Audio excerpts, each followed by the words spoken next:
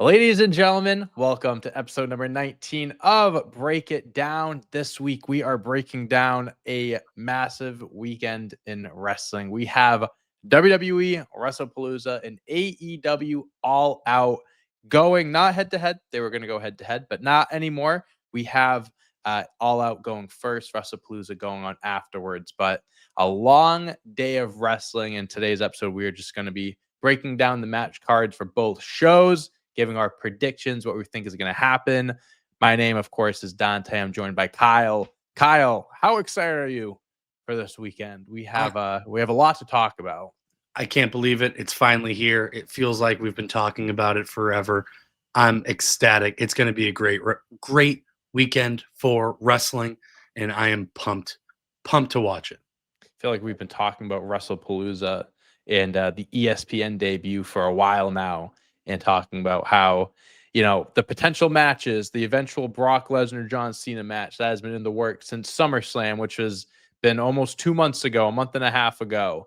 Obviously, AJ Lee's big return. We're going to jump into all that stuff. But yeah, before we get into the match cards, Kyle, I will ask you, which show are you most looking forward to this weekend, and why is that so? I am most excited for AEW, Mhm. and that is they give me a selfish pleasure that I love, the grittiness. There's nothing selfish about it. The There's tough nothing selfish nature. about it. It tickles my inner child, Mhm. and that is what I really am excited for. For me, it's new. I'm still figuring everything out, and Sure. it kind of just brings me back to my childhood days where I can kind of really invest in it.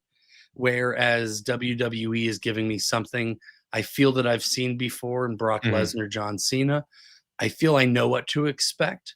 But then again, I'm also hoping and also thinking that there might be a twist this weekend. So I am excited for both. And I'm also excited that we live in a wrestling world where two companies can coexist and put on a full Saturday of wrestling. We all get to sleep in on Sunday. It's going to be fantastic. Oh, it's Friday's gonna be like Christmas Eve. Saturday, all day wrestling, and then Sunday we got football Sunday. It's gonna be an amazing weekend. I'll tell you what, I see what you're saying with AEW, and I'm not even disagreeing with you. But I'm most looking forward to Wrestlepalooza, and the reason why I am is because AEW, I know what to expect. I know it is going to be a great show. I know they are going to do everything they can to say that they put on the best show this Saturday. And at the end of the day, I think that is a good chance for it happening. But I'm looking forward to Wrestlepalooza the most because they have to do something to combat All Out, something big, whether it's a return, a moment, championship, something's going to happen that I'm looking forward to seeing what WWE will do, because I think they are going to do something. John Cena, Brock Lesnar is main eventing. We can kind of just jump into that right now. But before we jump into that really quick, just to put this out there so you guys can get even more excited. Like I said, Friday night is going to be like Christmas Eve, because Saturday, Christmas Day, me and Kyle are going to be live streaming All Out and Wrestlepalooza here on this channel. It's going to be like a 9 to 10 hour live stream. If you heard me correctly, yes, I said me and Kyle. We're actually going to be doing it in person. Kyle is flying in from Texas just for this monumental day of streaming. We're going to be going from 1 p.m. or whenever the fuck All Out starts, 3 p.m. to the end of Wrestlepalooza. It's going to be a long day. It's going to be a great day. So yeah, just letting you guys know now. I'm here for emotional support. That we are going to be here for emotional support. We're going to be here to have a great time, and we hope that you guys can join us. But all right, let's jump into Wrestlepalooza. Let's start off with the main event of the evening. They already announced this, and it's, of course, this is the main event. Should it be the main event? I mean, probably not, but it's on ESPN, first ESPN show. They have to go out with a bang. John Cena, Brock Lesnar. I tweeted this out the other day because I'm still trying to figure out why this match is happening. It's the first match in 11 years. I gotcha. Brock Lesnar returned to attack John Cena at SummerSlam. Gotcha. Still really haven't gotten an explanation for that. Really haven't gotten much of Brock Lesnar in the first place. Obviously, I know why this match has been put together. for money purposes because of big names and all that stuff. But yeah, this is going to be a match. I'm not necessarily looking forward to it. It being in the main event intrigues me because that's where I think something big could happen afterwards, like someone coming out or whatever. But the match itself, I don't expect this to cause any fireworks. I'm not expected to be blown away by this match. Excuse me. I am going to pick John Cena to win because I want him to win. I could see Brock Lesnar winning maybe because of to set up John Cena's next story. His next date is in Crown Jewel, which is not close. It's kind of a ways away. So maybe they do something to write John Cena off for a few weeks or something. And then again, like I said, someone comes out, returns. But I don't want that to happen. I want John Cena to win. It's his retirement tour. He shouldn't be losing. And again, I don't know why Brock Lesnar's back. I don't care that he's back. And hopefully this John Cena victory, we see Brock Lesnar go away for a while again. But Kyle, what are your predictions for this match? You know, I hate to agree for the sake of agreeing, but John Cena has to win this match. Brock Lesnar isn't coming back on a long-term deal. At least I hope he's not. Yeah. And so if that's the case, this is only to set up a powerful, dominant opponent so that John Cena can walk in and come through and show that he's still got it and that he can still take on Super Cena. Absolutely. Yep. And so I agree. I do think John Cena wins. Nothing has sold me on why Brock Lesnar's back. I don't really think he needs to be back. I get that they have failed with Travis Scott, and I get they failed with The Rock. And so this next best option. This is Brock a really Lesnar. good Bring him in. palate cleanser. This really is a good, like, don't look at this. Now look at the shiny object here. Yeah. And it's fine. I love the video exposés and the video packages. They have a lot of history. They have history together. So, there's no doubt about it. So I like it. And I will be excited to watch it. It's taken me a little bit longer to get caught up and to be super excited for this match. But I think I'm there. I think it's going to be a really good match. I just think Cena pushes Brock beyond the limit. They're both 48 years old. It's just in the year 2025. I just don't know many people that were asking for 48-year-old John Cena, Brock Lesnar to be going head to head. I asked for it. I don't think it's going to be the worst match. I don't think it's going to be a bad match. I think it's going to be Brock Lesnar suplexing John Cena a lot. John Cena is going to get the comebacks. He's going to do the 5 moves of doom, put him in the STF for a little bit. Everyone thinks Brock's going to tap out. He's going to power out, hit Cena with a few more suplexes. He's probably going to hit like 3 or 4 F5s. And then before you know it, John Cena is going to hit that one last attitude adjustment to get to win. We've seen this before. You know what I mean? Like, again, it's not going to be bad. I just think it could be predictable. Again, if Brock Lesnar wins, sure, but I don't think people aren't going to like that. So we're rooting for John Cena. I agree. It has to happen. We can't be having him lose this close to his retirement. Yeah, big time. They were just in Springfield. Which, by the way, Monday, I had no idea. That. And I hate to take us off on that tangent. 2 days ago, I had no clue. But that felt like an old school Monday Night Raw because it's the small, compact, they had no Videotron background, no stage. They didn't have like an actual stage. It was very loved cool. it. He came out in maroon to the maroon. Hey, the least they could have done from moving on from their retirement match being in Boston, they gave him the alma mater shit. But all right. Moving on from John Cena, Brock Lesnar, let's go to another match. This one actually just got announced. Took a little bit, but Cody Rhodes will be defending his undisputed WWE Championship against Drew McIntyre. Drew McIntyre took out Cody Rhodes about a month or so ago after Cody Rhodes defeated John Cena post SummerSlam. Cody Rhodes had to go film a Street Fighter, so his schedule was full. He is now back. Him and Roman Reigns basically just like switch spots essentially. Now Roman Reigns is off filming Street Fighter while Cody Rhodes is back. Defending against Drew McIntyre, Cody Rhodes said, "I'll see what Wrestlepalooza." A very cringe way of pronouncing it. Very cringe pay-per-view title to begin with. I want Drew McIntyre to win so bad, and I was saying earlier about how I think WWE is going to pull off something shocking, like a title change, potentially a return.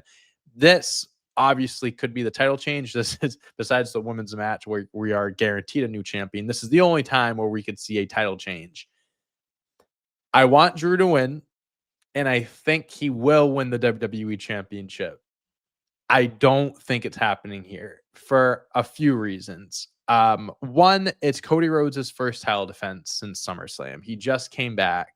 Although Drew McIntyre is someone, and I've said this in the past, he is someone that you could kind of just throw in quickly and have him get a one-time win first challenge, whatever, because he's that big of a name. He can do that.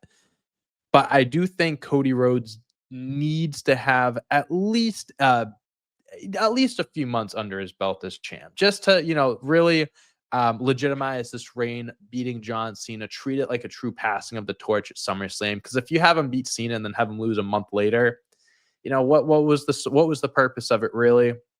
And it's their first show on ESPN. I think you're gonna have a lot of big names win, the good guys win, Cena, Cody Rhodes. So I'm gonna give Cody Rhodes the nod here, but like I said, I don't think it'll be long until Drew McIntyre gets his hands on the belt. I just don't think it's happening this weekend. It's got to happen this weekend. Okay. Rip the Band-Aid off. What are we doing? This wasn't Cody's run. It's supposed to still be Cena's hands. It was never meant to be his run. Yeah. Just rip it off. We love Cody. The crowd's going to love Cody. No one's going to start booing the man because he's not a champion. Mm-hmm. We're past that. Give Drew what he's deserved and what he's earned, because this man is cooking right now. He is in his bag, and I love it. So, yeah, no, I don't think Cody needs the belt. I just don't think he's the effective guy that he needs to be. Put it on Drew. Let him cut some amazing promos. Let him go out and be a good heel belt holder. And let's let this run. And let's do it on the first ESPN. Let's show some of our first-time viewers that they can do shocking moments like that. Yep. We're going to give you Cena. We're going to give you the good guy. But you're also going to be here thinking you know what you're seeing. You've seen this guy on lemonade commercials and whoop, taking it right away from you. Yeah. And I think that's a great move. You make a lot of great points. And you're saying a lot of things I agree with, like Drew McIntyre deserves it. He could be the guy that you can just do a quick first ESPN show, shocking moment, say, hey, we can do this instead, whatever. I just don't know if WWE and TKO, because I'm looking at it too from that side of things. John Cena being the good guy, winning at the very end, it could equal each other out. I just don't. I would be so happy if Drew won this weekend. I want to make that very clear. If Drew McIntyre was the one at the end of the day to win and get his hand raised, I would be ecstatic. I don't know. I just don't know if I see WWE pulling the trigger that early. It's time to do it. It's time to show you can be unpredictable. And after a day of wrestling, do something. You have the last say. AEW's the first show. Mm-hmm. Give something that people will overtalk your show. Yeah. Can you believe it? Can you believe they did this? That's how you do it. No. Win the night, Triple H. Win the night. And I'm glad you brought that up, because I was going to mention WWE closing out the night with Wrestlepalooza allows them to get the last say and doing something like this. Listen, Kyle, that's the shocking moment that I could be talking about. And if it does happen, I'd be happy with it. I'm going to stick with my guns and go Cody Rhodes. But if it's Drew, we'll be celebrating. We'll be celebrating next week when we record. It'll be a great night. All right. Next up, we have husband and wife versus husband and wife. CM Punk and AJ Lee versus Seth Rollins and Becky Lynch in a mixed tag team match. This has been brewing for quite some time. This is going to be AJ Lee's first match in over 10 years. The first match, I believe CM Punk and AJ Lee have teamed up together in. Seth Rollins, Becky Lynch, not their first go around. No belts are on the line. Seth Rollins, the World Heavyweight Champion. Becky Lynch, the IC Champion. I can imagine that at some point in time, we'll be seeing some title matches between these 4 superstars. But until we get there, let's stick to Wrestlepalooza. Kyle, let's start with you. Who do you think is going to walk out this Saturday, the winner of this husband and wife battle? I think the last match, well, Seth Rollins beat CM Punk at SummerSlam. That was their last match technically, and Seth Rollins got the upper hand at WrestleMania. Do you think CM Punk gets his lick back here, or does Seth Rollins and Becky Lynch, the Vision, do they walk out on Saturday, the evil couple holding their championships high, laughing evil, loudly, annoyingly?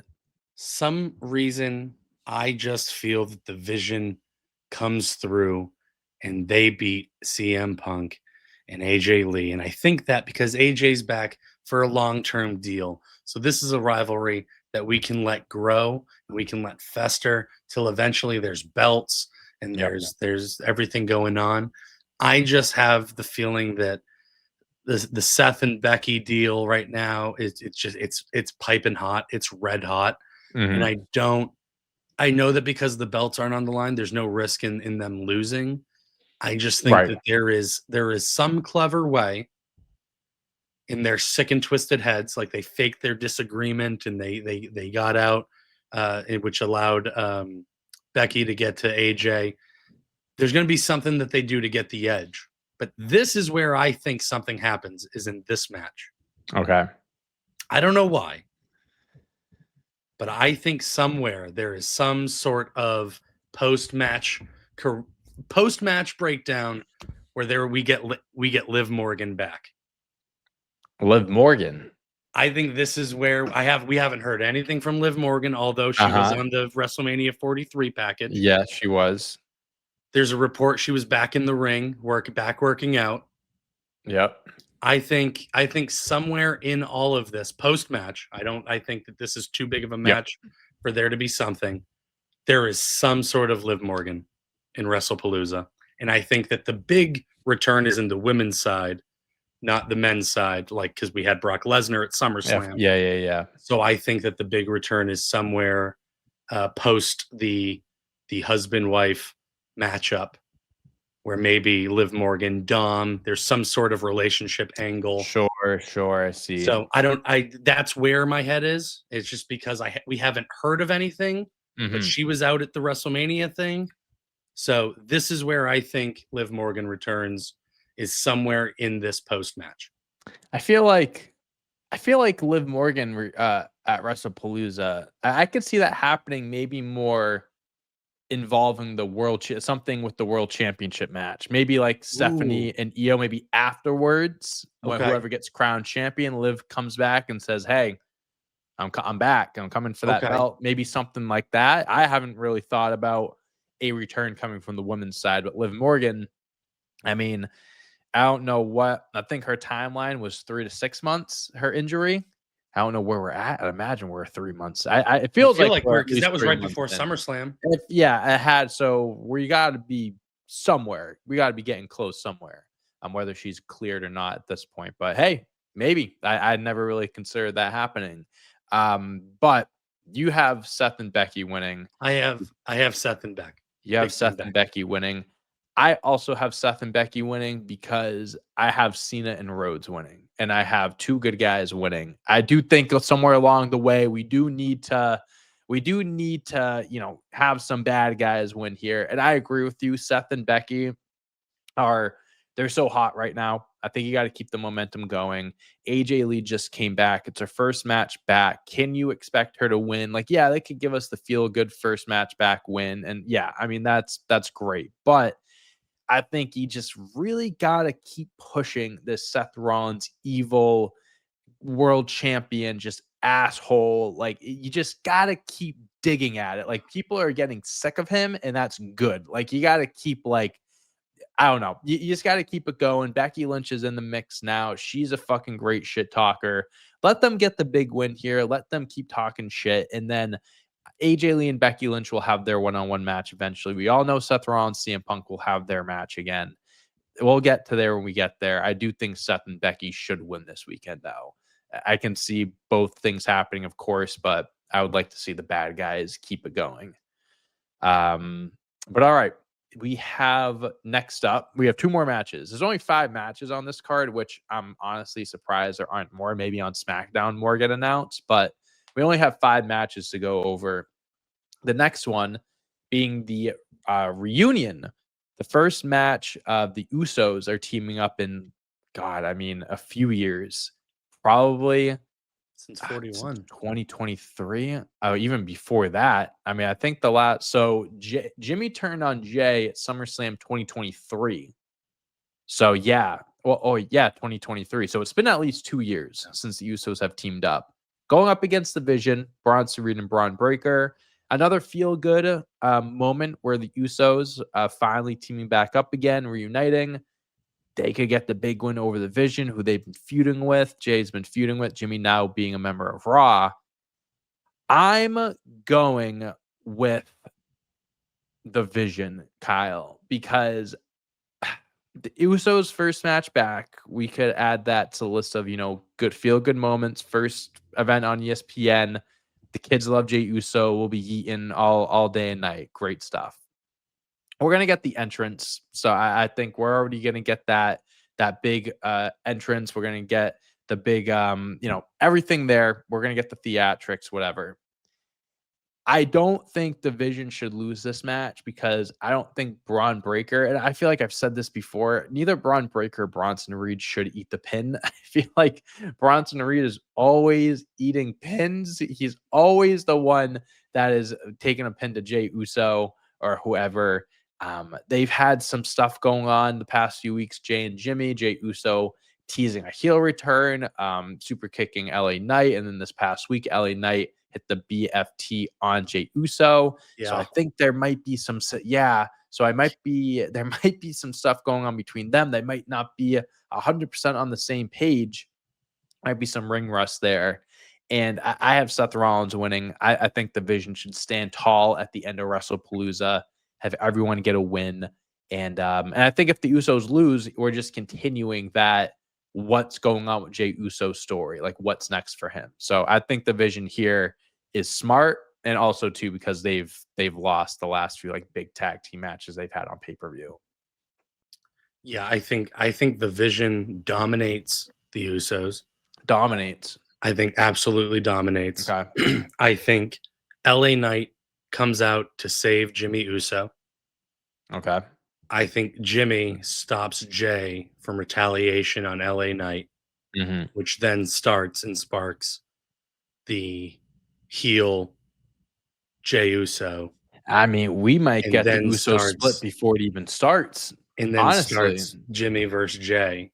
And then, I just think that I just think it's the Vision. I think that literally the way we ended Raw with LA Knight kind of just being like, no harm to you, Jimmy. Like, no, give you props. I have nothing against you. That was purely, whatever. I just think that Jimmy has tried to be the bridge, and Jay's the past 2 weeks. Maybe I need to sound more like Roman. Maybe I need to be more. Maybe I can't be myself anymore. And I like it. I want to see a bad Jay. If there's anyone that's going to go bad, I would like to see what that looks like after being over as he's been. And he took a phone call on Raw this past week. We don't know who it was with. Asking for some advice, asking someone to give a call back. So yeah, there is some seeds planted. Another thing I mentioned how this was only five matches, so a lot of big names being left off. Someone like LA Knight, who's not on the card, maybe he finds a way to come out during this match, like you mentioned. Maybe during the match, after the match, there's a beatdown. He tries to come out to help out the Usos. Something happens there. You never know. They could definitely be. I think there's going to be a few big name appearances. Like even if they're not on the card, I feel like we're going to get appearances. Like Rhea Ripley, I can't imagine isn't going to be showing up because it's on ESPN. I think even you need to have big names on there, whether it's segments, interferences, inclusions to matches, whatever it may be. I think we can expect to see names like that. And the last match. I just hope we let these matches breathe. I just hope that if we're going to have only going to be 5 of them, you have that's the expectation for sure. Let them don't give us clunky ends. There's a lot of times that we're like, Oh, okay. I mean, realistically, the Lesnar Cena match should be at least like 15, 20 minutes. I can't expect. I can't imagine that's gonna be a very No, like he's gone long the last I'm couple more worried times. about Brock than Cena. I don't That's know. He more looks my good. concern. He looks good, but Brock He Lesnar's does look never good. he's never been known to be the guy to go more than 10 minutes in a match. He's usually a quick get in, get out guy. Cody Drew shouldn't be no less than 20 minutes. Punk, AJ Lee, Rollins, Lynch, I think they could easily drag that out to 20 minutes. Usos Vision, I can see that maybe running short, maybe 15 minutes. Yeah. And then the last match we have that we'll talk about, Io Sky Stephanie. These are the two wrestlers they need to let cook, and they need to let this match breathe, because this could be a match of the night. Io Sky versus Stephanie for the vacant Women's World Championship. As we all know, Naomi relinquished the belt due to her pregnancy. So Io Sky Stephanie with a two-woman. Well, Io Sky was selected to face Stephanie, who was supposed to face Naomi at Clash in Paris. Does Io Sky become a multiple-time Women's World Champion, or does Stephanie well, I should say finally, she's only been on the main roster for a few months. Does she win the Women's World Championship just a few months after debuting on the main roster and just like a little bit over a year after coming to WWE? Kyle, what are your predictions? Give me Io Sky for 1,000, Alex. I'm excited for this match. I really am, because I agree with you. I think that this is the match that we can really just let everyone kind of breathe a little bit, Yep. and really let this one pace out, because I think on both ends, I'm excited to see the aerial. I'm excited to see Stephanie Vacker take everyone out on the mat. It's going to be a really good match that I think this is the one that we'll walk away with going like, oh, that was like, yeah, Brock and John, but that women's They championship cooked. match. They cooked. That's the one that And we I'm excited remember. for that. I can see it going either way, because I would love to see Io Sky again as world champion, because I think she's one of the best wrestlers, period, on the roster, not man or woman, just one of the best wrestlers, period. But she does have a bad as champion, that she has to have a bad track record where like she just doesn't get used properly. Like she had one title defense since winning the belt, when she beat Rhea Ripley, and then had the WrestleMania title defense, and then wasn't shown on TV for over a month. That concerns me. But Stephanie Vaquer, I think, is someone that WWE is trying to present as a face of the division.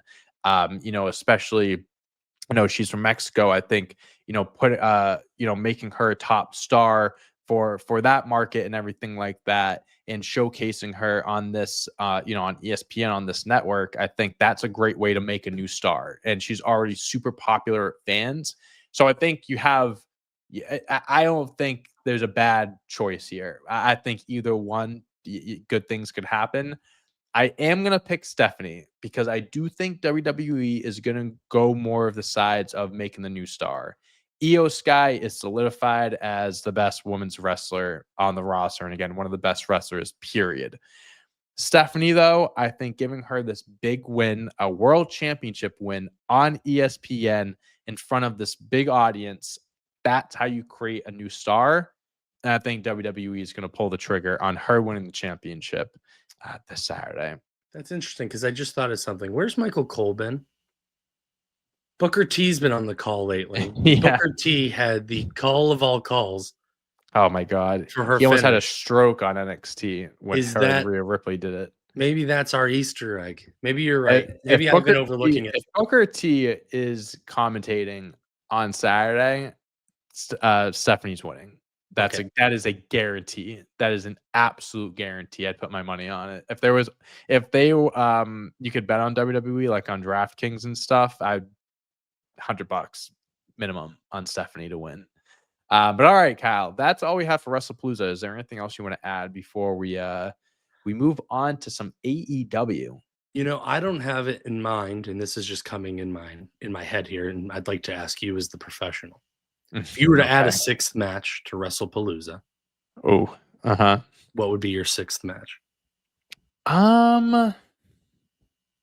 I don't have an answer to my own question, so I'm kind of that's a good question. like, let's keep it around number 6. Right. I'm trying to think. Let me think of like championships, because you have Dom with the Popped in. IC belt. This is really not much going on there. Sami Zayn with the US belt still hasn't really gotten anything going there. Tag team championships, probably not. Tiffany Stratton with the women's championship. I think they're starting another program with Nia Jax. I don't know if I want that to happen. What could be the other match? I feel like I don't know. There's some big, like Rhea Ripley, I feel like is someone that could have a match. I feel like Rhea Ripley and Asuka have Ooh, been that would be a good one. doing a thing. Rhea Ripley Asuka could have been an option. AJ Styles isn't on the card. You could have given him something. Yeah, I feel like I'm trying to think of other like big stories right now that are going on that we could have I would have appreciated Rusev. You could have done a big IC title match like Dominic. It's a little quick, and Rusev. that and I kind of popped in my head because he did approach Dom on Raw. Yeah, with the right amount of pushing, I'm actually going to be really excited for that match. I think they might maybe do a multi-man, because AJ Styles is still kind of floating around. He's going to get a few people going after that belt. But yeah, I don't know. At the top of my head, that's tough. I feel like they've really just been focusing on these matches these stories the last few months. Oh, also Logan Paul. Honestly, for being on ESPN, I'm surprised Logan Paul, that's not someone they were pushing, because he's a big name. You know what? I'd like to see them mix in like put a stipulation in, like a Grande Americano versus Finn Balor versus. They could have done a multi-person match. It's almost like a jumping in. Like, if you want it on Judgment Day, you got to beat us. It's like a 3-on-1 or something. But then there's 2 other Grande Americanos. Then it's a 3-on-3. There are a lot of El Grande Americanos now. Yeah. So, but yeah. No, okay. That was just a quick idea. Yeah, no, I mean, probably based off of strength of story right now, it might not be the like hottest, match ever, but Rhea Ripley, Asuka, they've been cooking, they've been building their thing up. I don't know what she's saying, but I've seen she's angry. Off. She's pissed. She is absolutely pissed. But yeah, we'll see if they announce any more on SmackDown. I don't know if they will. But for now, those are the 5 matches. Let us know in the comments, of course, your predictions. And let's jump into some AEW tonight. We'll hopefully this episode will get out before AEW takes place in London, Ontario, Canada. We have September to remember. A special 3-hour broadcast tonight. A little homage to ECW's December to Dismember, one of the worst wrestling pay-per-views of all time, and hopefully this isn't a sign of things to come this weekend. I highly doubt that it'll be that bad, but there are 8 matches announced for tonight, Kyle. We don't have to go over every one and give predictions or nothing, but 8 matches announced, so they're making a big deal out of it. The biggest matches, though, are some tag team qualifying matches, because at All Out we are going to be getting a fatal 4-way tag team championship ladder match. That is going to be fucking insane. Obviously Brodito are the champions. They are a lock for the match. And the 3 matches that we're going to be getting tonight are Killswitch and Kip Sabian versus Jet Speed, Kevin Knight and Speedball Mike Bailey. The Don Callis family, where we have, I'm going to mispronounce this, I'm so sorry, Hechikiro and Josh Alexander versus Top Flight, Dante and Darius Martin. And then the other one is the Bang Bang Gang, Austin Gunn, and Juice Robinson versus the Young Bucks. I will give my thoughts really quick. We can go over the rest of the card too, but as far as teams I'll be qualifying, I think the Young Bucks, I do love Juice Robinson, Bang Bang Gang. They're banged up right now, no pun intended. But I do love them. Young Bucks, though, them not being in this ladder match would be a huge missed opportunity, and they have their characters right now are incredible. So get them in there. I think Don Callis family, they have a few people on the card this weekend, and maybe they sneak onto this one. I think Top Flight is better for a ladder match. I think it makes the match more exciting, but I do think Don Callis family will find a way to sneak in there just to have some Don Callis family inclusion. And then Killswitch and Kip Sabian, they had their program with Copeland and Christian, everything like that. But kind of what I said with Top Flight, Jet Speed would be a missed opportunity not having them in the match. I'm going to pick them to beat Killswitch and Kip Sabian. So the three teams I have qualifying are Jet Speed, Don Callis family, and the Young Bucks. Kyle. So I'm going to say 2 for 3. I'm going to agree with you that Jet Speed takes over Killswitch. I just think in a ladder match, it's a missed opportunity. That's who you want in there. I don't think anyone's going to be upset with Killswitch, aka Luchasaurus, not being in the ladder match. I then take Top Flight over the Don Callis family. I think this isn't a Don Callis to remember pay-per-view. So I think that we have enough Don Callis. So give me Top Flight. And then to your point, the Young Bucks, there's just how do they not make it on the card? And so, I obviously think the Young Bucks defeat the Bang Bang Gang. And then another match, or other matches that we have. So there is going to be a three-way match for the AEW Unified Championship. And it's going to be Kazuchika Okada versus Takeshita. And leave it at that. We can just fucking leave it at that. Yeah, that right there is already making me salivate.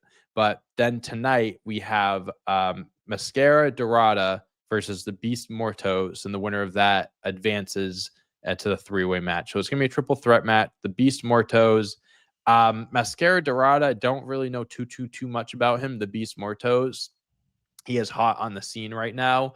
I'd imagine it's going to be him that wins because he's featured more. He's Mercedes Monet's boyfriend, so that I think that does nothing but help as well. So I'm going to go Beast winning that match. I will concur, and as much as I hate to just be like, agreed. No. I just think I think this setup, this September to remember, just I think predictably sets up a great card for Saturday. Yeah, big time. And then we have some singles matches. Rio, who's fighting Mercedes Monet this weekend, going up against Robin Renegade. Bobby Lashley go up against Toa Leona, not a member of the Bloodline, believe it or not. Queen Aminata versus Thekla. That's in a no holds barred match, so that'll be fun. And then the main event, or at least I think the main event, Roderick Strong versus John Moxley. This is just gonna be good graps. Kyle, Roderick Strong, one of the best in the game, has been one of the best in the game for a while, just as reliable as it comes. John Moxley, the ace of AEW, you can say. So I'm expecting that to be a good closer for the match for AEW tonight, going into All Out. Do you have anything you want to add about the show before we get into some predictions? No. I do want to ask you though, have you seen the TikTok that John Moxley is actually a good guy? The one where he was like, I think he was like braiding his daughter's hair or something like that. Is that what you're talking about? No. It's explaining that John Moxley is actually a babyface. Oh, I thought. And that I know. I know in real life he's a good guy. He's got a daughter, married man, great man. He's a saint. But what I mean though is in the ring, he's actually a babyface. His character just only knows how to bring out the best of other wrestlers by punishing them through absurd violence. I mean, listen, I'm gonna send you this TikTok because I love it. I love the point of view, and it's just a sick, twisted way of being a babyface. And I was just like, that's really interesting. And so I'm gonna send it to you because I think it's a must watch. I mean, the whole start of the Death Riders and him taking out Danielson was him like pushing AEW talent to like take over and like just be the best that they can be. And so he's just putting himself out there for them, and no one's been able to do it yet. He's misunderstood. Exactly. He really is misunderstood. I don't think people give John Moxley a chance. But good guy or not, he is going to be going up against Darby Allin this weekend. We'll just start with that match. Jon Moxley, Darby Allin in a coffin match. This match has been months in the making. Just going all the way back from last year. Darby Allin, who has been in and out of action as well for one reason or another, whether it be for injuries, whether it be for climbing Mount Everest. He returned to Allin, coming down from the Raptors, helping Heyman Adam Page ultimately defeat Jon Moxley for the championship. And now we are finally getting a one-on-one match between the two, not in a Texas death match, not in a regular street fight, no nothing. We were getting it in a coffin match, which is very fitting for Darby Allin. I am gonna say, Kyle, that Jon Moxley wins this match because Darby Allin is someone that can eat pins and take losses and be able to bounce back from them like it's no one's business. And Jon Moxley is just, he's on fire. And same thing, kind of same sentiment with Seth Rollins and Becky Lynch is, I know he's the bad guy, or maybe he's a good guy, and he wins a lot. And although he just lost the belt, and he's so dominant, but I think you need that, and you need to keep that going because the work that he's doing right now with the Death Riders, recruiting people, kind of like this, this second win for the Death Riders, this post AEW World Championship, what's next for Moxley and stuff. And he's been killing it so far. He's had great matches, recruiting Garcia, maybe Chris Statlander. I love everything that he's doing with his character post AEW Championship. And I just think beating Darby in his own game in a coffin match, that's a great win for Mox. So I'm going to go Moxley on this. I agree. I think Darby is just going to give his body to the match, which I love. It's what I loved about guys like Mick Foley and stuff. They knew that maybe they wouldn't win, but what they could leave the match was that shocking moment. And so I'm excited to see what Darby Allin does. That might be the match that I might be knocking things off the table because I'll just be hopping around and just I can't wait. I'll make sure to move all the glass because I'm just excited to see, and they've upped the ante every time, what they'll do. It's not a fork in an ear.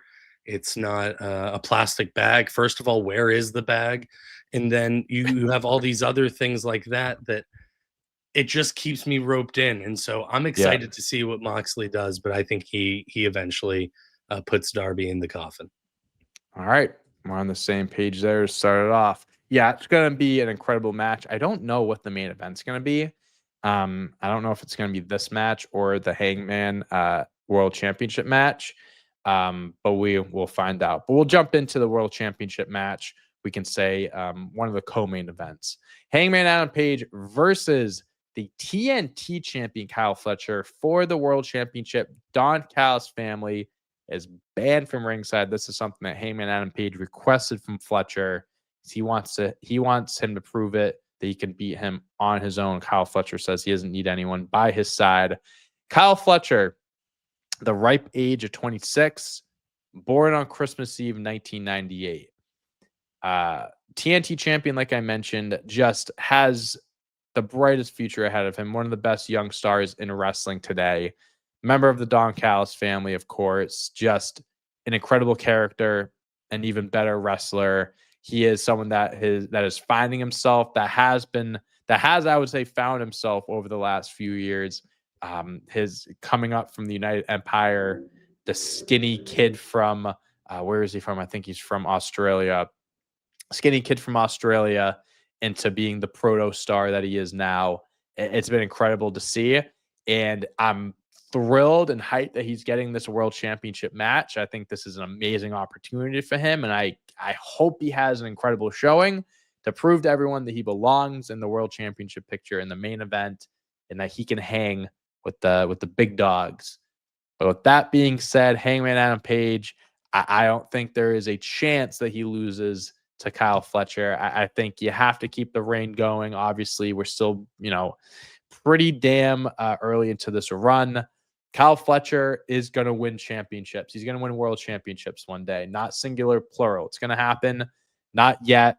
I think you got to, give it a little bit more time. This is Hangman Adam Page's run. It's his story. It's his championship. I think it'll be a great match. I hope Fletcher, again, has a great showing and proves to people that he belongs there. But it is Hangman Adam Page's to lose, and I don't think he's going to lose. Yeah, I agree. I think it's too soon for Hangman to pass off the belt, and I am excited to see what Kyle Fletcher pulls out. Though the last couple times I've seen him, he's done something off the ropes, done something aerial that I've just been really impressed with. Again, he's a 98, which makes me feel super old. But it's I just don't think. I think the time will come, but it's just not there yet. Yeah, I think that's really what it is. And I think this match is it kind of got put together because the report is that it was supposed to be Wardlow that was going to go up against Hangman Adam Page, but Wardlow is injured.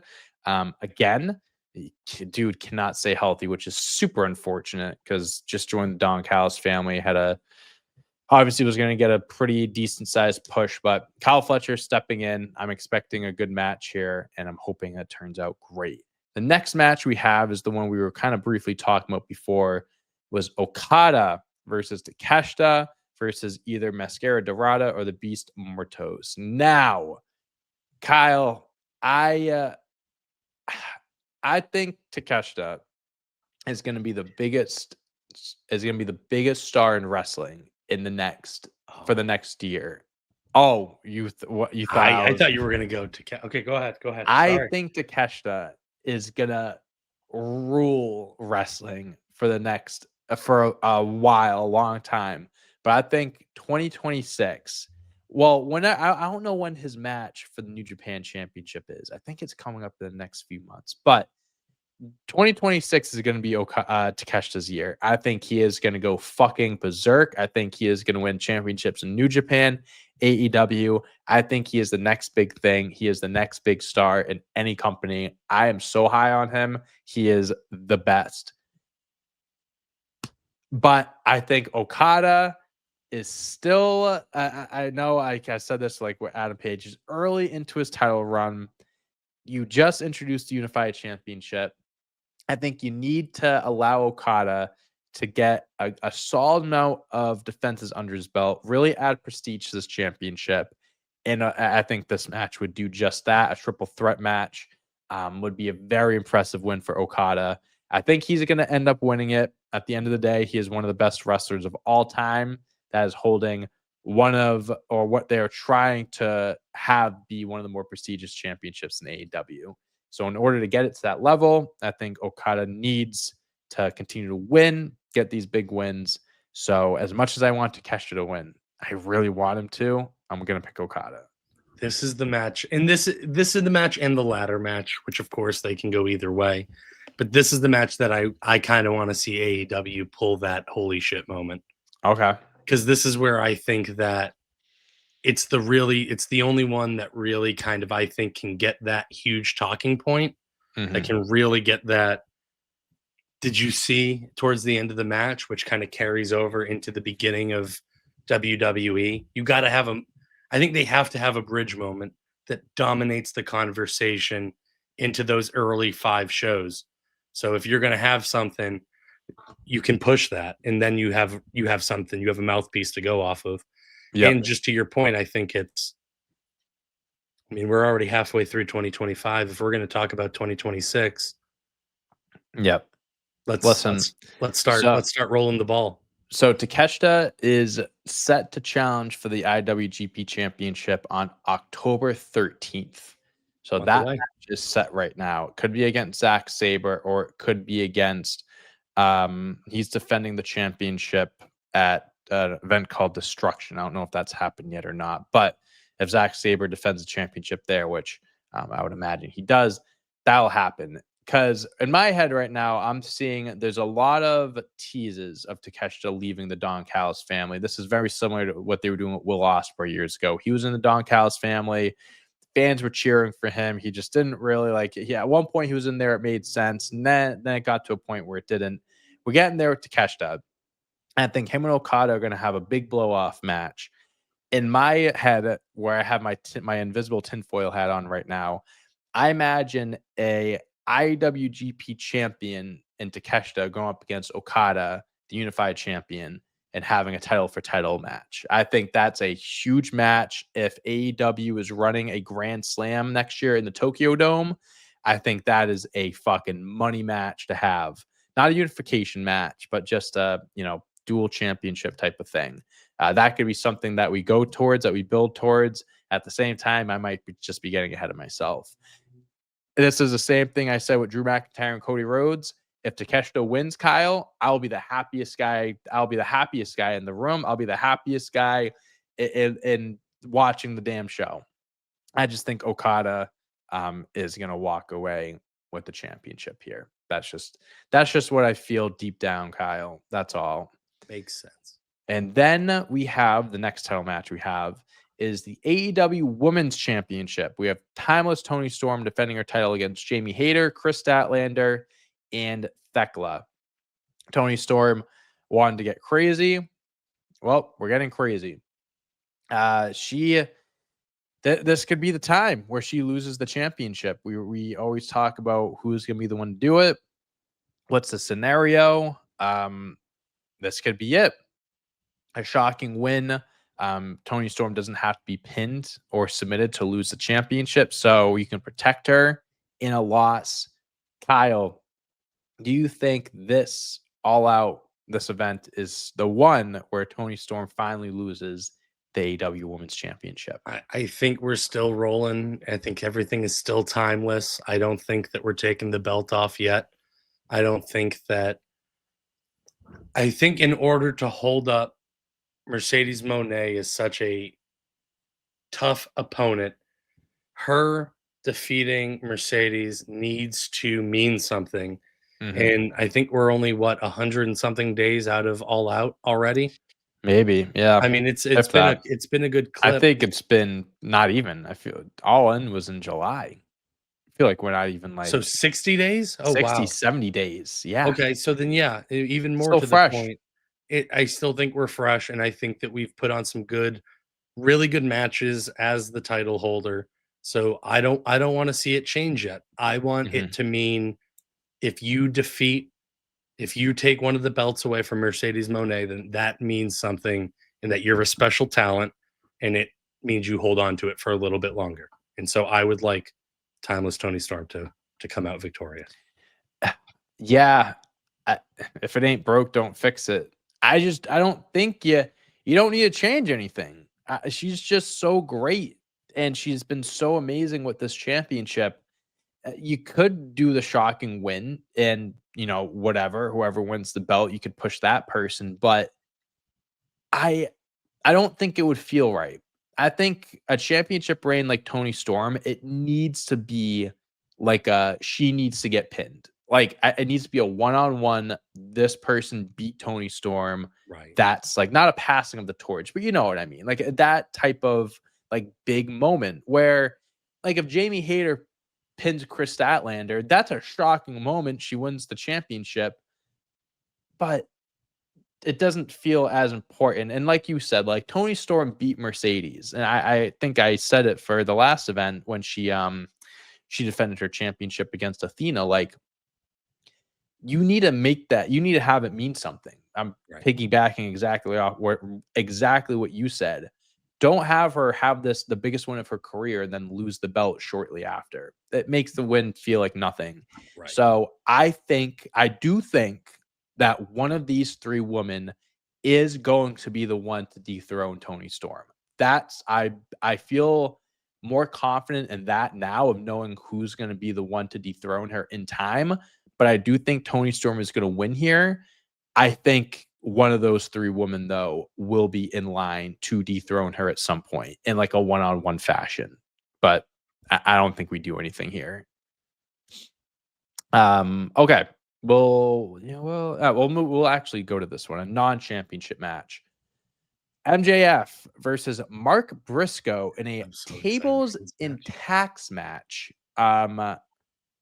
I think it's just like a no disqualification match. Sure. Really, I think it's just a street fight with a name to it. So we all can the tables and all the tables and thumbtacks. Yeah, I can't wait. We're gonna be getting a lot of that. We're gonna see blood. That is for sure. We're going to see destruction. We're going to see some backs cut open by some sharp nails. Now, is that going to proceed? Is that going to come right after the coffin match? I'd imagine that it's going to be one of the first matches to be, or like maybe in the middle of the card, to be honest with you. Okay. They're going to have to they're going to have some people out there with brooms to sweep up afterwards. I'm gonna need spacing between this and the Moxley Kyle, Darby Allin. we're gonna like we need a game plan this weekend. Yeah, I'm Like, gonna be walking around like I had a blue chew. I'm gonna be knocking things over if these come right back and forth. We're gonna have to like space things out, and like we're gonna have to game plan Saturday because it's gonna be a battle. And this match is gonna be a battle too. This has been a grudge feud. These two guys fucking hate each other. I think Mark Briscoe is gonna win. And I'm going to say Mark Briscoe because you give him the big pay-per-view win. I don't think Mark Briscoe has had that big win, right? Like that big solidified, like against a big star. And MJF, not for nothing, like he's MJF. And I kind of look at it the same as like a Money in the Bank holder where like he's got the contract still, which I don't think we brought it up. Tony Khan clarified that moving forward, that if you have the contract, you have to announce it a week in advance that you're cashing it in. So it's no longer like a Money in the Bank concept. Failed to I just thought of it now, but they clarified that because of the MJF fiasco. That was a very confusing situation. So MJF still has the contract. He needs to announce it at least a week in advance that he's going to cash it in, essentially. He has that. As long as he has that, he is in line, in position. I think he's going to be the next world champion. Okay. He can lose to Mark Briscoe. I think this match MJF wins this match. It's another MJF win. It's great, but it's just another MJF win. I think that gets kind of lost in the shuffle. Mark Briscoe wins this. That's huge for him. He can call MJF pickle dick, whatever the fuck he's been calling him. He can talk shit. He can say that he beat a former AEW world champion, and that could put him in championship pictures for TNT belts, unified. Like it just legitimizes him a little bit more as a solo star. So for that sake of who I think it benefits more, I'll give it to Mark Briscoe. This could be an easy MJF win. Of course, it's MJF, like he's the bigger name, but I think Mark Briscoe would benefit a whole lot more from winning this. Yeah, I said this last week. I said Mark Briscoe reminds me of the guy who's like at the end of the bar, your favorite dive bar. You see him every week, but you don't talk to him because he's a little off his rocker. And if he's had a bad day, he might just start barking at you. Just punch it. Yeah. And I love that. That is who I want to see. And I want to see that guy go berserk on MJF. So I agree with you. I think it's a Mark Briscoe night. I can't wait to see the blood. I can't wait to see the tax. I can't wait to see violence. And it's going to be, I just think it's going to be one of those things that, to your point, we don't need MJF to win. That's not what MJF's eyesights are on. It's on the title.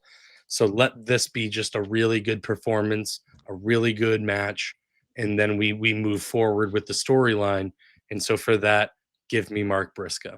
This is a side feud for MJF, right? And on his journey of becoming AEW World Champion. I'm sure we're going to get one more of those, two more of those before it happens. But it's like I said, I'm not going to go in circles, but Mark Briscoe would definitely benefit from this. It's going to be a fun match. I don't know if it'll be match of the night, but it'll be a fun match. That's for sure. All right, next one, which this match very well could be match of the night. This could be everyone's favorite match at the end of the night. We have the 4-way ladder match for the AEW World Tag Team Championship, because why not? Brodito is going to go up against 3 teams that we don't know yet. We gave our predictions. I said it's going to be the Young Bucks, it's going to be Don Callis family, and Jet Speed. You said Jet Speed, Young Bucks, and Top Flight. Correct. So here's what I think is going to happen, guys. I think there are going to be 8 men in this match. There are going to be 8 men that walk into this match, and there are going to be 8 men that are going to be crawling out of this match. No matter who qualifies, I think Brodito is going to win because they're fresh champions. They are hot right now. They have all the momentum. Keep it going. as easy as it would be to give it to a new team. You just had a new team that you just put together, win the championships. Just let them ride. Let them ride the wave here. I think this is minimum top 3 match of the night. I think, especially if you got teams like if the Young Bucks, Top Flight, and Jet Speed are in there, three teams, Young Bucks, who have been in many ladder matches before, extreme matches. These teams are going to absolutely cook. Someone is going to do something fucking nuts, and it's going to be a great time. I just want everyone to have fun at the end of the day. I'm going Brodito. That's my pick. Yeah, I feel like you and I are in lockstep on this AEW match because to the point of their new champion, but I love Brody King. Brody King might actually be my favorite. I just love watching him just dominate. And that finish, that spring monkey flip, it's the best. Whatever they call it, the best makeshift double team move. Yeah, dude. Like I really, really enjoy when that gets pulled out. So I think Brodito pulls that out as well. Bandito too. He's going to be a star. I mean, I think he's already cemented his name in the Wrestler of the Year vote when the end of the year awards come around. But man, it's going to be a fun match. Everyone's going to have a good showing. We have one more title match. We have Mercedes Mone defending her TBS championship against a returning Riho, who is a former and inaugural AEW World Champion from many, many, many years ago. She hasn't been in WWE. She hasn't been in AEW in some time. I don't know. I think she was injured for a bit, but considered one of the best women's wrestlers in the world at the when she was at her peak in AEW. I'm trying to find in 2023 and July 2024 she suffered an injury, so she was gone for well over a year. But now she's back. She's 28 years old, Kyle. She started wrestling. Let me just give you a little background information on her. She started wrestling when she was 9 years old. Yeah. She made her in-ring debut in 2006 at 9 years old. Well, all right. So she is 28 now. I'm born in 1997. So she has been going for a while. She has a lot of experience for being as young as she is. Could she be the one to dethrone Mercedes Mone? I'll tell you what, there hasn't been a lot of build up to this match because Rio just returned and everything like that. She is a big name and someone that I do think could be credible enough to beat Mercedes. But it's kind of the same thing I said with Toni. It just doesn't feel like it's the time. Right. I just think Mercedes is still just going strong. I think she just won another championship to add to the collection. So I think she's going to lose other championships first before she loses the TBS championship. I think it's going to start to trickle away, and then the TBS championship will be one of the last ones she loses, not the first one. So I'm going to go Mercedes. I think it will be a good match, but I'm going to go Mercedes. Yeah, I think Boston wins Saturday. John Cena, Mercedes Mone, big day for Boston. Big day for Boston. Yep. And so I agree. I just think there hasn't been enough build up. Like if we're going to start losing belts, it should at least be something that's built up and we're making money on. And so I just don't think that, at least for me, I haven't heard enough to make me think like this is like a belt that would lose. You need to build up that match too. Like if Toni Storm, if Toni Storm's losing, you need to hype up that match. A big not passing of the torch. You know what I mean? Same thing with Mercedes. And it just doesn't feel like that. Agreed. That's the last championship match we have. These last two are put them at the end. No disrespect to them, but probably the matches that. Oh, actually, 3 matches left. Excuse me, I skipped over one of them. 3 non-title matches left. The first ones that fans do care about. Adam Copeland and Christian Cage going up against FTR. This is going to be a big match. They're the posters of the pay-per-view, actually, because we are in their hometown of Toronto, Ontario. Edge and Christian, that is. I think this is an easy. Well, you know what? I shouldn't say easy. I do think Adam Copeland and Christian are going to win. I shouldn't say it's going to be an easy win because I could see FTR getting that heel win, continuing the rivalry a little bit, getting the win in Canada. But I do think Adam Copeland and Christian winning in Canada, you can't pass up on that. I think you got to roll with that. I agree. I just think that that's a lot of heat right now, right? This is a good little push and to end their kind of what could be the last time we see them as a tag team combo. Yep. I really do enjoy FTR though. I'm a big Dax Harwood fan. I think that could Shout be. out Dax. I think that's probably someone I really enjoy watching and who I'll really enjoy to see when he gets out on a solo run. Because I really do enjoy it. I think he's great. He has great presence coming down, getting in people's faces and stuff. I love that. So I'm excited to see what that comes from. But it's definitely a Cope and Christian night. Absolutely. Yeah, I agree with you. Dax Harwood, great wrestler, great guy. We follow each other on Twitter. Sent me a ton of match recommendations in a few months ago. He he reached out to me because I was talking about how I was going to watch FTR versus Briscoes, that trilogy I think I mentioned to you, and he messaged me and he was like, that's like my best body of work, the work I'm most proud of and everything. Yeah, super cool dude. That is cool. Yeah, awesome dude. But yeah, that'll be a great match. FTR is like one of the most like, you know what you're getting out of them. Like the most trustworthy team you could put up against anyone and you can get a great match out of them. So looking forward to that. Now, last two matches we have a trios match. The Hurt Syndicate, Bobby Lashley, Shelton Benjamin, and MVP, who is stepping in the ring, going to be taking on Ricochet and the Gates of Agony, which is Bishop Khan and Toa Leona. I have the Hurt Syndicate winning just because they're the bigger name here. I'll be honest with you, I don't really, not that I don't care for this match. I'm just not as invested into this match as others. I know there's some history. The Gates of Agony cost Hurt Syndicate the championship. So, Hurt Syndicate has a reason to get back at them. And one of the reasons why I'm picking them to win. But yeah, that's what I'm going with. Yeah, I mean, I don't. It's not that the Hurt Syndicate hasn't. It's not that I don't enjoy watching the matches, because I really do enjoy Lashley and Benjamin.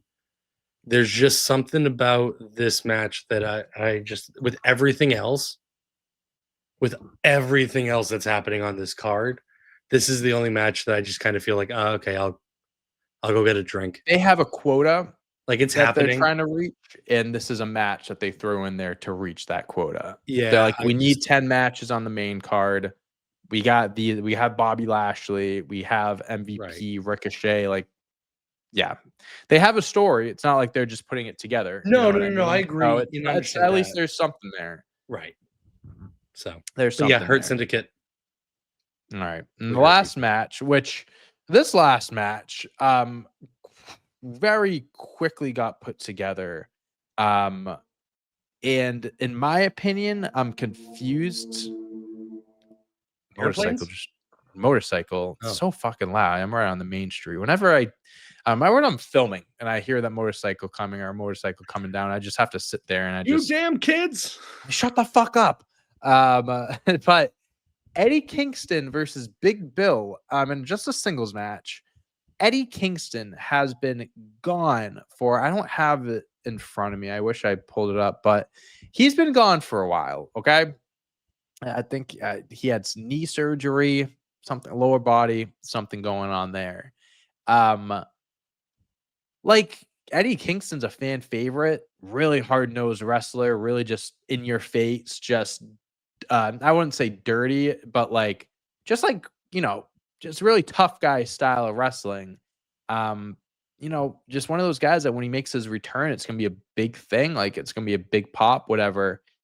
And they just kind of let us know that he's gonna be coming back a week or two before the event, and he's going up against Big Bill, who's been doing some good stuff. I don't think Big Bill's bad by any means, but Big Bill versus Eddie Kingston at All Out just is like a weird match that they're just throwing on the card. And again, Eddie Kingston, after being gone for, I want to say over a year, I feel like it's been well over a year, and this being his first match back, and it just being thrown together this quickly and them spoiling his return. I don't know. I'm gonna go Eddie Kingston because it's his return match, but I don't know. It's a weird match to kind of just throw on here at the last minute. I feel like there was my last real favorite childhood, not childhood because it hasn't been that long. That's probably a gross exaggeration to what I was just about to say. Let's run this back and pretend I didn't just say that. Cut that. Yeah, I think that as much as I love Big Bill, aka Big Cass, and he's 7 foot tall, and you can't teach that. Yeah, it's a return match. It's nothing that's on there. I agree with you, Eddie Kingston, but there will be a big part of me that is going through my Big Cass catalog and my Enzo Amore microphone skills into wanting to root for Big Bill. Yeah. But I think that this is on there to get a return match and get the ball rolling. But like to me, it's like if you wanted this, the match itself, whatever, like putting Big Bill, Eddie Kingston together, sure. My confusion is why they announced it. Like, why didn't they do like Big Bill versus like an open challenge or something like that, and you tease Eddie Kingston returning or something? Like, I don't know. I feel like if you just I don't know. You just didn't announce Eddie Kingston and then waited for his music to hit. You get the big pop would have been better, but I'm sure the match will be fine. I don't think it's going to be match of the night, but I also have Eddie Kingston. Kyle, we're a minute and 11, an hour and 11 minutes. My brain is fried right now. An hour and 11 minutes into the podcast. That's what we have for Wrestlepalooza All Out for our predictions. Is there anything you want to add about those predictions, about both shows? Anything else you want to add in there? No, man, I am really excited for this weekend. Like you said, I am traveling to Boston on Friday to get in just in time to be able to rest. We will be streaming live from the couch. Yes. I'm excited to see what happens because I'm really AEW has me right now in their corner. I just think that the unpredictability, the grittiness, the shock and awe value is what I love, the gladiatorism of wrestling. So I just hope that they keep that and that ball keeps rolling. But to your point, what you said earlier, I hope Triple H pulls something out of his hat. I hope there's something that goes on that's the oh my God moment that just leaves us talking about it after the event. That's what I want. And I'm not going to the bathroom during credits this time, so I can't wait to see what happens. So you've been asking me questions all episode. I'm going to ask you a question. John Cena, Brock Lesnar closing the show. Okay? Doesn't matter who wins, Brock or John Cena. Who's coming out to challenge John Cena at Crown Jewel? I will flip tables. I will be responsible for property damage if Batista exits the fucking arena. I have seen a few people saying things. If we were in an alternate universe, I'm with you. I cannot get myself in any way, shape, or form excited or expect something like that. The way Batista looks, he is not in ring shape. I don't know. No way. There's no way. I don't know. How long does he need? He's a vegan now. I don't think. How much creatine? How much water weight? Let's bulk him up let's get him on a cycle. A lot. If it was a movie role, he would do it. I'm not saying it's not possible. It is in Washington, D.C., this final match. I would be responsible for a lot of people. I'm going to be the one doing the fucking the machine guns. Yeah, I'll be in your neighbor's living room after running through a wall. If I walk alone. Alone, whatever. All right, so Batista is who you're picking as coming out afterwards. If you want my ultimate, like my brain snapping, I love it. I asked you this question, not even knowing if I have an answer to it. As crazy as it sounds, all right.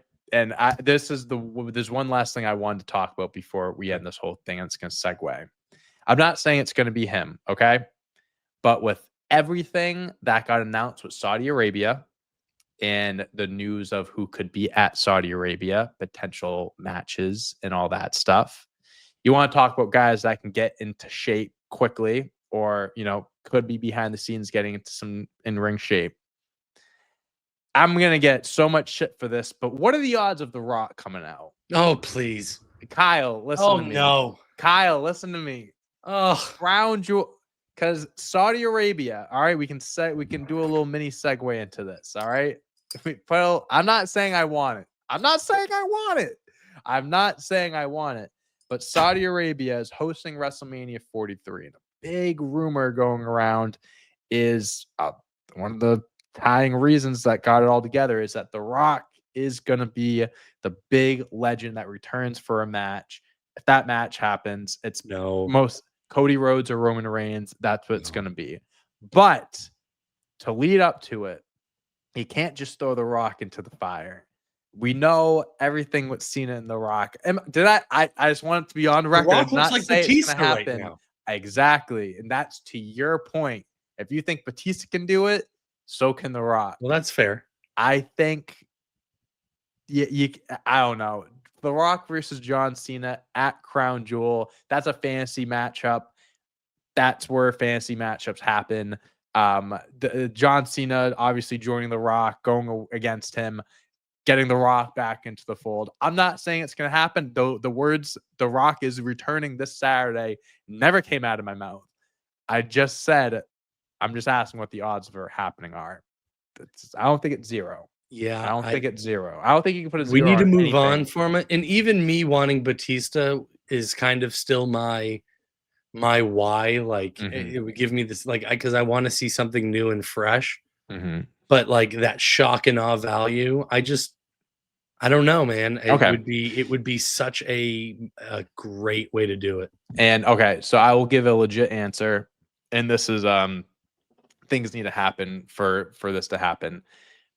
How about at the end of the night, even though he competed earlier and won in this case, Drew McIntyre comes out. Maybe you plant the seeds for because I think Drew McIntyre, that's someone I've been advocating to be the retirement match for Cena and retiring Cena. I've been advocating for that. Maybe Drew McIntyre, the new WWE champion, says, "Hey, John, you want a chance to get this again? Do it the right way? Let's do it. Saturday night main event in December." It could be it would be interesting. That could be interesting. That might be a little anticlimactic because people might be expecting a bigger, like a legend, or like we're talking about Batista and the fucking Rock here. But I do think since Brock and Cena are closing out the show, there's a chance that someone's going to come out and set up the next. It would make sense. For some reason, I just feel that we're going to let this one breathe. And it's going to be a women's division shocking return. It wouldn't put it past them if they did as much as they could. So these are John's dates: Wrestlepalooza, Crown Jewel on October 11th, November 10th. So almost a full month later, that's the Raw in Boston. A week later, the Raw. November 29th, Survivor Series War Games, then Saturday night main event. So only 3 PLEs left. Like, I hate to say, like, let it breathe, but I don't think we can. I think you got to jump right into the next one, especially if John isn't going to be around until October 11th. 2 things are going to happen. 1, someone returns, and that sets up the match. Or 2, because John Cena isn't showing up to Crown Jewel to give a promo. He's going to be there to wrestle. He does an open challenge. And then... Yeah, I guess then it wouldn't make sense for Batista then to return because he's not working. I think those are genuinely the only options because how are you going to build up a feud at that Crown Jewel if you don't do anything at the end of Wrestlepalooza, unless it's an open challenge?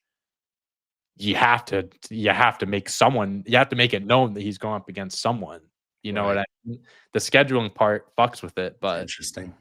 It is interesting. And then the last thing we'll talk about, I made a full-blown video about this that if you guys want to check out, you can. I put it out like a week ago. Saudi Arabia was announced. They are going to be hosting WrestleMania 43. That broke on last week's Break It Down. Yes, we did talk about it. More details have come out. They've officially announced it now. There's a ton of rumors, reports I mentioned earlier. The Rock being a huge factor into this deal being made. He's going to reportedly step back into the ring and make an amount of money that is multiplied by the record of whatever someone has made for a single appearance in a sporting event. He is going to make multiple times whatever the record is. It's going to be tens of millions of dollars. They're going to fucking pay so much money for him. And of course, they're talking about bringing guys back like The Undertaker, Shawn Michaels, Stone Cold. There's going to be a laundry list of legends and big names that Saudi Arabia is going to try to bring in for the show. WrestleMania 43. I'm not trying to jump ahead of things or freak out or anything, but it's looking like it's going to shape up to be like a legit crown jewel event, a Saudi Arabia fantasy show where they're just going to get anyone that they can that will take a big paycheck, put these matches together, and it's just going to be a big extravaganza. Obviously, being in Saudi Arabia, they're not going to be able to hold as many events as they do in the US. A lot of things aren't going to be able to be held in that regard for fans. But WWE is making reportedly $250 million. They're getting paid to host WrestleMania in Saudi Arabia.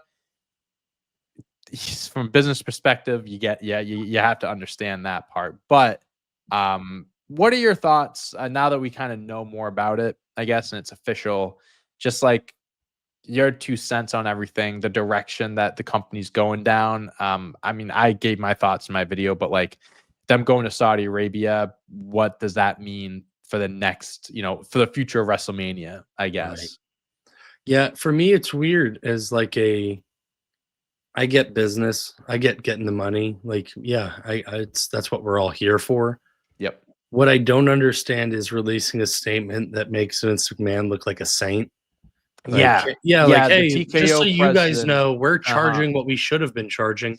Vince McMahon was only charging half, so your families could come to the event. He wasn't hitting the max profit of what they could be making. Yeah, because he knew a family would come in and spend all of that extra money on the merch, which trickled back to his superstars, and it was the hands that fed, and it made the business the business. And you know how hard it is to make Vince McMahon look good in 2025? You know how hard it is to get Twitter to agree and go, wait, you're telling us Vince was good? Yeah.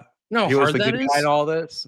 So yeah, man. I mean, and he doubled down on it. That was a full blown like quote, and like that was an interview. Like he doubled down on that statement. Like he made sure people knew that we are trying to take as much money from you as we can. And Vince McMahon cared more about the families, which was the wrong thing to do.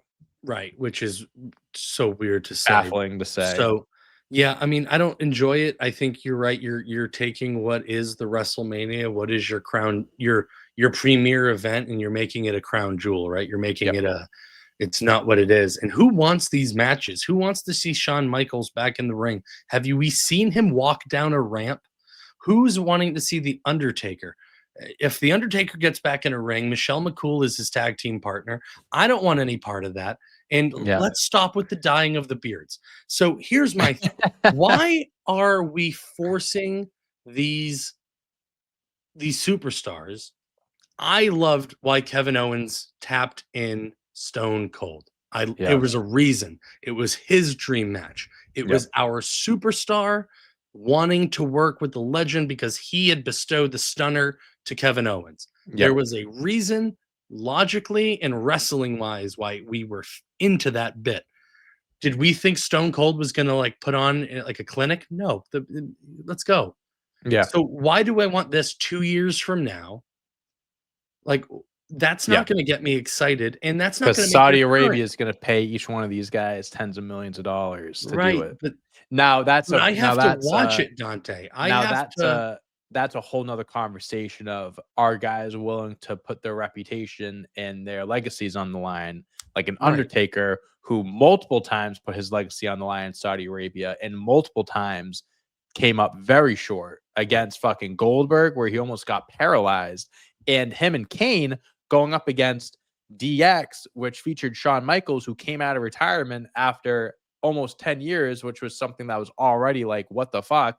Right. He was the best looking guy there, which said a whole lot. That said more about the other guys in the match than Shawn himself. No one wants to see that happen. But at the end of the day, too, like some of these guys, if they have this big bag of money thrown in their face, some of them are going to say yes to it. Right. I hate it because I think a lot of these matches are going to get in the way of the stories that are actually being told. The product that's, they take a year to build these stories on, superstars that are going to get left off the card. That's also what upsets me that I don't like about it. But at the end of the day, WWE is making a shit ton of money. Vegas, I think their bid to get WrestleMania, I saw this tweet. I don't know if it was a bid, it was something, but Vegas basically paid $5 million to secure WrestleMania. Saudi Arabia put down $250 million. So I'm worried that WrestleMania is going to turn into a Saudi Arabia / Las Vegas / maybe one or two other places get a WrestleMania in a decade. Right.